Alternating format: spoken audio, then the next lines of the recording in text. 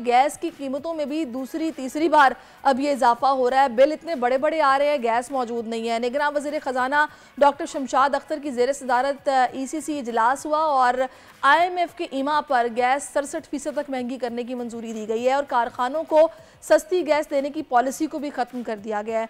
इससे हम देख रहे हैं कि परेशान सनतकारों ने इस इजाफे को मुस्तरद कर दिया है। इसी सारी सूरत हाल पर बात करने के लिए इस वक्त हमारे साथ मौजूद हैं चीफ कोऑर्डिनेटर हैं सिंध बलोचिस्तान इंडस्ट्रियल फोरम के मोहम्मद जावेद बलवानी साहब, और इसके अलावा इफ्तिखार शेख साहब हैं जो कि प्रेसिडेंट हैं KCCI के। ये दोनों हजरात मुझे इस वक्त ज्वाइन कर चुके हैं। आप दोनों का सर बहुत शुक्रिया कि आप लोगों ने सुबह सवेरे हमारे लिए कीमती वक्त निकाला है। पहले मैं चाहूँगी जावेद बलवानी साहब आपकी तरफ आती हूँ। ये इजाफा जो कि दूसरी तीसरी बार हो रहा है, बताया यही जा रहा है कि IMF की ईमा पर हो रहा है। जाते जाते ये जो बॉम्ब गिराया गया है इस पर हम देख रहे हैं कि सनतकार तो काफ़ी परेशान है, कोई दूसरा हल मौजूद नहीं था हमारे पास। बिस्मिल्लाहिर्रहमानिर्रहीम। देखिए, ये मामला जब तक नहीं सही होगा, जब तक गवर्नमेंट जो है वो प्रायोरिटीज सेट नहीं करेगी। देखिए, अभी जो कह रहे हैं कि डोमेस्टिक के अंदर गैस इस्तेमाल हो ना हो, उनको 1000 रुपये बिल आएगा, चाहे वो एक गैस का एक कतरा भी यूज ना करें, वो चूल्हा एक दिन भी ना जलाएं। देखिए, ये गवर्नमेंट को पॉलिसी बनानी पड़ेगी। हमारे पास नेचुरल गैस इतनी है कि उससे हम अपनी इंडस्ट्री चला सकते हैं और हम अपनी एक्सपोर्ट बढ़ा सकते हैं और हम अपनी महंगाई को ख़त्म कर सकते हैं। मगर गवर्नमेंट को अपनी पॉलिसी सही करनी पड़ेगी। सबसे पहले ये डोमेस्टिक को गैस की सप्लाई बंद करे, उनको बाकायदा LPG के सिलेंडर्स और सोलर पैनल लगाएं। सोलर के चूल्हे भी लग रहे हैं, सोलर के गीज़र भी लग रहे हैं।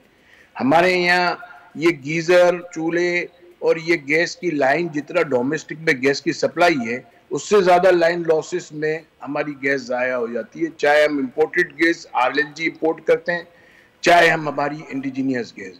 तीसरी बात यह कि हमारे पाकिस्तान के अंदर एक्सप्लोरेशन नहीं हो रही और एक्सप्लोरेशन कंपनी से पेमेंट ही नहीं किया आज तक।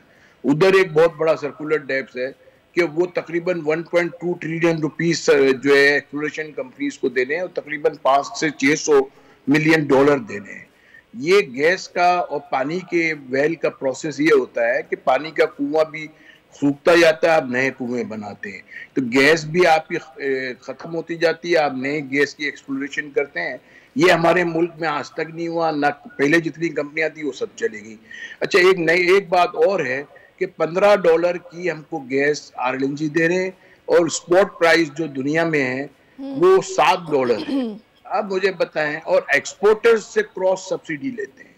अच्छा, फिर हम इतने साल से कहते हैं कि भाई फर्टिलाइजर है, IPPs है और डोमेस्टिक को आप क्रॉस सब्सिडी, कभी एक्सपोर्टर क्रॉस सब्सिडी देता है? दुनिया का एक वाहिद मुल्क है पाकिस्तान जहां एक्सपोर्टर्स से सब्सिडी लेके दूसरे सेक्टर को दी जाती है।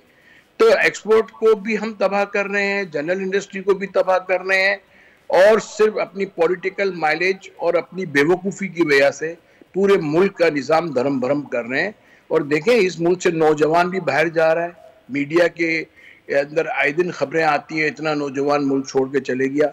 अब फ्लाइट ऑफ कैपिटल भी होगा, इंडस्ट्री भी बाहर जाएगी, इंडस्ट्रियलिस्ट भी अपनी फैक्ट्रियां बंद कर देंगे, पड़ेगा, लो एंड ऑर्डर की पोजीशन खराब होगी। जावेद साहब सारा मंजरनामा खोल कर रख दिया है। मैं चाहूंगी इफ्तिखार साहब आपकी तरफ आऊंगी। ये जो अभी बात की है जावेद साहब ने कि हम लोग अपनी नालायकी की वजह से, अपनी लापरवाही की वजह से, बजाय इसके कि अपने मुल्क के अंदर गैस के ज़खायर को दरियाफ्त करें, ज़ाहिर है ये तो यूज़ जिस तरीके से हो रही है, डिमांड हमारी पूरी नहीं हो रही, बाहर से हम महंगे दामों खरीद रहे हैं और फिर यहाँ पर सख्त महंगी गैस मिल रही है।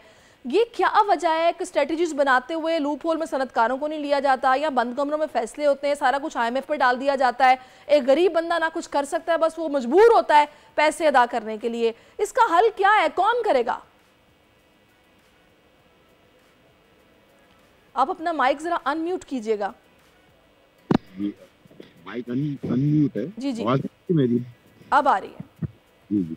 तो ये जो जावेद साहब ने बात की है, ये बिल्कुल डिटेल पूरी बात की आपको समझा दी है। लेकिन इसके बावजूद भी देखें, पिछले भी दिनों में जिन्होंने गैस की प्राइस बढ़ाई थी, 167% गैस की प्राइस बढ़ाई, उससे 40% इम्पैक्ट इंडस्ट्री पे आया, एक्सपोर्ट पे आया।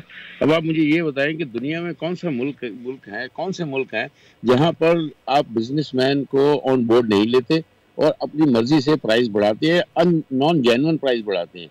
ओगरा कहती है जी 1350, आप कहते हैं जी 2400। अब इसी तरह 67% इन्होंने और इस पर मजीद कर दिया है। तो मैं ये नहीं समझता कि इंडस्ट्री पे का फर्क पड़ेगा, बल्कि इंडस्ट्री 100% बंद हो जाएंगी, चल ही नहीं सकती। दुनिया से हमने कम्पीट करना है, हमने अपनी एक्सपोर्ट को बढ़ाने के लिए दुनिया को क्वालिटी और प्राइस को हमने मेंटेन करना है। अब इस प्राइस पर जबकि 30-40% बढ़ा दी जाए तो उससे कैसे मेंटेन होगी? तो इंडस्ट्री का पहिया नहीं चलेगा तो मुल्क नहीं चलेगा। इंडस्ट्री का पहिया चलाने के लिए बहुत जरूरी है कि जितनी भी गैस और बिजली की जो प्राइसेस है, ये जब तक इंडस्ट्री के साथ बैठकर लॉन्ग टर्म पॉलिसी नहीं करेंगे, कारोबार नहीं बढ़ सकता, मईशत बेहतर नहीं आ सकती। इसलिए हम इसको मुस्तरद करते हैं। और हम ये नहीं आप कहते लोग कि मुस्तरद तो कर रहे हैं, लेकिन मुझे ये बताइएगा इफ्तिखार साहब, एहतजाज ठीक है, अपना रजिस्टर कराना चाहिए, लेकिन सनत को बंद कर देना तो कोई इसका हल नहीं है ना। इतने लोग जो कि बेरोजगार हो जाएंगे, डेली वेजेस पर काम करने वाले हैं, जो जाते हैं फैक्ट्री इंडस्ट्रियों में काम करने के लिए, आप लोगों की नज़र में इसका फिर लाहेअमल होगा क्या, जो कि लॉन्ग टर्म जिसका फ़ायदा भी हो फिर कोई? देखिए, बात यही है, हम तो बार बार यही कह रहे हैं। पिछली दफा जब गैस की प्राइस बढ़ाई गई थी 1350, ओगरा ने कहा था, ईसीसी कहती थी नहीं जी 2300-2400 पे, जितना सर्कुलर डेथ है वो इंडस्ट्री पे डाल दिया गया। देखिए, इंडस्ट्री को चलाना है इस मुल्क में बेरोजगारी को खत्म करना है, एक्सपोर्ट को बढ़ाने के लिए बिजनेसमैन के साथ बैठकर हर चीज को तय करना पड़ेगा। ये नहीं कि रैंडम आप जो दिल चाहे आप सुबह उठे और इंडस्ट्री के लिए तबाही फेर दे, ऐसे तो नहीं हो सकता ना। ये तो बिल्कुल इंडस्ट्री के लिए, कारोबार के लिए, मईशत के लिए, इस मुल्क के लिए बहुत ही गलत फैसले हैं। इसको सही करने चाहिए। हम बार बार एहतजाज करते हैं और गवर्नमेंट से इस बार भी मुतालबा करते हैं कि इसको रोके और बैठे हमारे साथ, वरना ये बेरोजगारी, लॉ एंड ऑर्डर की सिचुएशन को क्रिएट मत करें, इससे बहुत बुरा हालात पैदा हो जाएगी। सही। अच्छा, मैं चाहूँगी जावेद साहब, आप मुझे ये बताइएगा कि हमने पिछले साल ही की बात है कि रूस के साथ भी गैस के हवाले से हमारा मुआहिदा हो रहा था। रूसी सदर की जानिब से कहा गया कि पाकिस्तान का इस पर बात हो सकती है, मुमकिन है। फिर कतर के साथ, ईरान के साथ भी ये बातें चलती रही हैं, लेकिन हर साल सर्दियाँ आती हैं उससे पहले हमें एक बहरान का सामना होता है। इस दफ़ा तो खैर गर्मियों में भी था। क्या वजह है कि हम लोग संजीदगी से इन मामलात को नहीं ले रहे और हमने शायद बस छोड़ दिया है कि जी अल्लाह ही हाफिज है?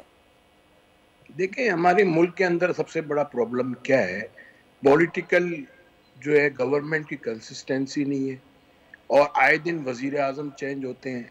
एक IMF के प्रोग्राम में 4 वजीर आजम चेंज हुए और पहले ईरान के साथ बात की, फिर हमने सेंट्रल एशिया के साथ बात की, ईरान ने अपनी लाइन बिछा दी, सेंट्रल एशिया ने अपनी लाइन बिछा दी। मतलब कहीं कंसिस्टेंसी नहीं है और हर थोड़े अरसे बाद नई कैबिनेट होती है, नए लोग होते हैं, वो अपनी मर्जी की पॉलिसी लाते हैं और कोई चीज़ पे कंसिस्टेंसी ना होने की वजह से आज हम इतने बड़े प्रॉब्लम्स में आ गए हैं। और मुझे यूँ लगता है कि देखिए, लोग इंडस्ट्री जो बंद अपनी मर्जी से, कोई अपनी फैक्ट्री या अपना कारोबार बंद नहीं करता, क्योंकि वो कई सालों की मेहनत होती है। जब उसको नुकसान होना शुरू हो जाता है, वो नुकसान को भी कुछ महीने बर्दाश्त करता है, उसके बाद वो बोलता है कि अब मेरी बर्दाश्त से बाहर है, अब मैं कैसे नुकसान कर सकता। बिल्कुल जावेद साहब, ये मसाइल आप सही कह रहे हैं, अपनी जगह पर हैं। अब मुझे आप ये बताएगा कि जो नई मुंतखब होने वाली हुकूमत है, जिसके लिए अभी बातें ये हो रही हैं कि उनकी मुश्किलात बढ़ गई हैं, उनको आप क्या मशवरा देंगे? इस मसले का हल क्या है? देखिए, मैं आपको बताऊंगा, हमारे यहाँ जो पॉलिटिकल जो इलेक्ट्रोल का तरीक़ेकार है, वही मैं तो बोलूँगा गलत है। जैसे टर्की के अंदर दोबारा इलेक्शन हुए कि भाई इतने % वोट लोगे जब ही आप सक्सेस और कामयाब हो सकते हो और जब भी आप अपनी गवर्नमेंट बना सकते हो। इस तरह दुनिया के कई मुल्क हैं जहाँ कंपलसरी वोटिंग की वो है कंडीशन, अगर आप वोट नहीं डालेंगे तो आप पर फाइन होगा और आपको, अगर आपने उसकी सही जस्टिफिकेशन नहीं दी कि मैं वोट नहीं डाला, मैं हॉस्पिटल में एडमिट था, मैं मुल्क से बाहर था, तो आपको 2nd ग्रेड सिटीजन बना दिया जाएगा। जब तक आपका ये सिस्टम सही नहीं होगा तो आपके यहाँ कोई गवर्नमेंट। आप ये कह रहे हैं कि ओवरऑल रीस्ट्रक्चरिंग की जरूरत है। मैं चाहूंगी इफ्तिखार साहब, आपकी क्या राय है? ये जो नई आने वाली हुकूमत है, क्या आप बेहतर समझते हैं इन मसाइल के हल के लिए? क्योंकि अभी तो यही बताया गया कि जी IMF की वजह से मजबूरी है, तो 67% का इजाफा हो गया। आप क्या समझते हैं, होना क्या चाहिए? देखिए, ये नई गवर्नमेंट जो आ रही है, देखें ये लॉन्ग टर्म पॉलिसीज बनाए गवर्नमेंट अब आ रही है, ये बड़ी अच्छी बात है। इलेक्शन हो गए, गवर्नमेंट आ गई, 5 साल की लिए गवर्नमेंट आती है, लॉन्ग टर्म पॉलिसीज बननी यही गवर्नमेंट बनाती है। कम से कम 3-4 साल के लिए तो पॉलिसी देना हमें, ताकि हम अपना सिस्टम तो बना सके ना कि हमने कितने प्राइस में देना है, क्या बिजली की प्राइस होगी, क्या गैस की प्राइस होगी, क्या हमारी कॉस्ट होगी। 3-4 साल देखिए, हम जब भी बाहर मुआहदा करते हैं वो 6-8 महीने का मुआहदा होता है, एक्सपोर्ट का जितना भी मुआहदा है। इंडस्ट्री यहाँ भी जो सप्लाई करती है वो भी 4-6 महीने के लिए हिसाब से काम करती है। अगर आप फौरन 3 महीने बाद 2 महीने बाद प्राइसेस बढ़ा देंगे तो हमें तो 10-5% का मार्जिन होता है, वो अगर हम नुकसान उठा लेते हैं उसके बाद हम क्या करेंगे? उसके बाद हमारे पास बर्दाश्त नहीं है कि हम नुकसान उठा सकें।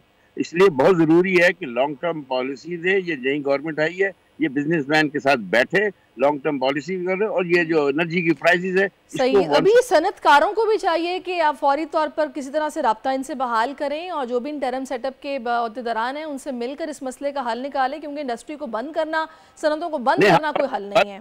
हम बंद करने के लिए बिल्कुल तैयार नहीं है, लेकिन हमें मजबूर किया जा रहा है। हम नहीं चाहते बंद हो, लेकिन आप ऐसी प्राइस ले आएंगे कि हमें नुकसान होगा, तो इसके बाद हमारे पास कोई चारा नहीं होगा। हम तो बार बार आपके तवज्जुह से चले बैठकर बात करके ही मसले का हल निकलता है। आप भी नहीं चाह रहे और वो भी नहीं चाहेंगे कि कोई बेरोजगार हो। बहुत शुक्रिया आपका, इफ्तिखार हमारे साथ मौजूद रहे हैं, और जावेद साहब आप दोनों हजरात का बहुत बहुत शुक्रिया। और वही बात आ जाती है कि जब ओवरऑल स्ट्रक्चरल रिफॉर्म्स की ज़रूरत हो तो इस तरह की प्रॉब्लम्स क्रिएट होती रहती हैं। हम दूसरे ममालिक के दौरे तो बहुत करते हैं, लेकिन पता नहीं क्यों उनकी पॉलिसीज़ को अपने मुल्क में लागू नहीं करते हैं। मदद उनसे मांग लेते हैं, लेकिन ये नहीं करते कि लॉन्ग रन हमारे लोगों को फ़ायदा हो, जो पॉलिसी वहाँ पर चल रही है उसको इम्प्लीमेंट किया जाए। भले इस सूरत में उनकी मदद ले ली जाए, हम इमदाद की सूरत में मदद ले लेते हैं और IMF का दरवाज़ा बार बार खटखटाते हैं। और ये कैसे मसाइल हैं कि जिन पर एक आम बंदा भी अब सोच रखता है। तो प्लीज़ इस पर कुछ ना कुछ होना चाहिए। जो भी नहीं आने वाली हुकूमत है उसको इस पर कुछ ना कुछ करना चाहिए। सब्सक्राइब करें और बेल दबाएं ताकि कोई खबर रह न जाए।